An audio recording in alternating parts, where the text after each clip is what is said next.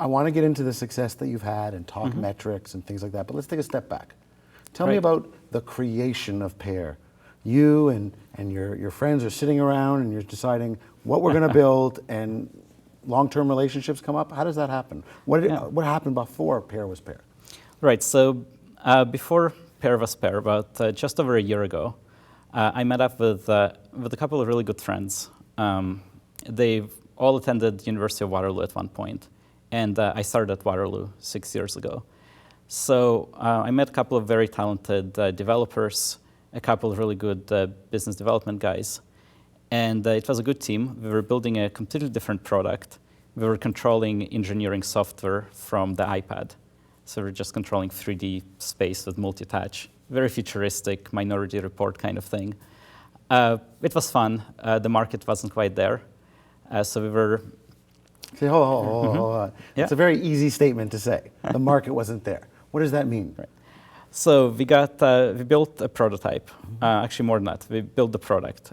We kept releasing revisions to it. We built an iPad app. We even built an iPhone app. We were building it over 3-4 months. And we got to the App Store.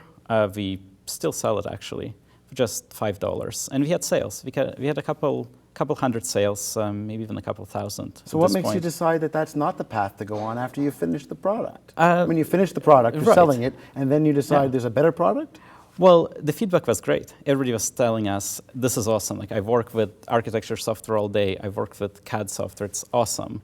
And then you ask them, will you spend more? You know, we're thinking of a premium version. Will you spend $50 on this instead of $5? Will you spend $150?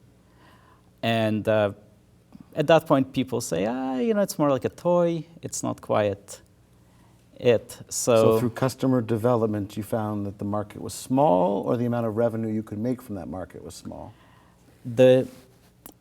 Given the right tool, you could make a lot of revenue. Okay. The software in that market was sold for $5,000, $10,000, $15,000. So then why the massive pivot? You have a great product, it's in the market, it's selling, and yet 90 days later, you're making a social networking Completely tool. What drives the pivot is my question. It's obviously the right choice. We'll talk about how successful it's been. But I want to understand, you're already making money, customers are telling you it's valuable, it's in the App Store, you made it, you're selling it, and then you go in a totally different direction. So the main thing that truly drove that was a program we got into, which was Y Combinator. It's an Paul Graham's incubator down in Silicon Valley. Yep, exactly. So Y Combinator, it's a very prestigious incubator. We got in while we applied the second time. So actually, first time we did not get in. A year later, we applied. They select a handful of companies, about 50, 60 out of 3,000 applications. Okay. So second time around, we built this thing. We were selling.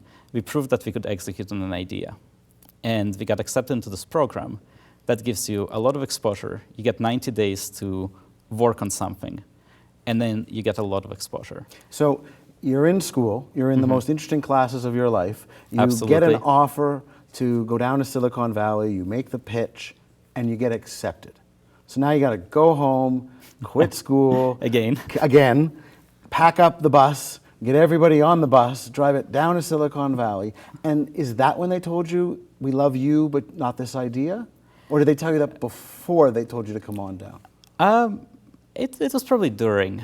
It's not that they told us they didn't like the idea. They actually did. They liked the technology. They got us some contacts at some big architecture firms like Autodesk, some big software makers. We could have pushed with this product. But we knew that given the program's scale, if we tried something more ambitious, it was really that point where we knew that in this program we could try something more ambitious. So you came into the program having proven you could execute. Now you're in the program, you have all these amazing resources, and you're thinking, our idea is too small? We're thinking that the exposure we'll get for this specific idea, it will be valuable, but it will be small, and also it will not be the right audience.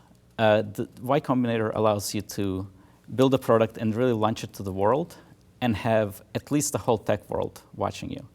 So if you build a consumer app that helps anyone who's watching it, helps the average consumer, if you launch it through Y Combinator, if you build it through that, you will get an amazing amount of exposure. And I don't want to use the word wasting that exposure on a smaller idea, but it's really not the best way to utilize that kind of publicity. So you get the keys to the kingdom, you got to make sure that you use them fully.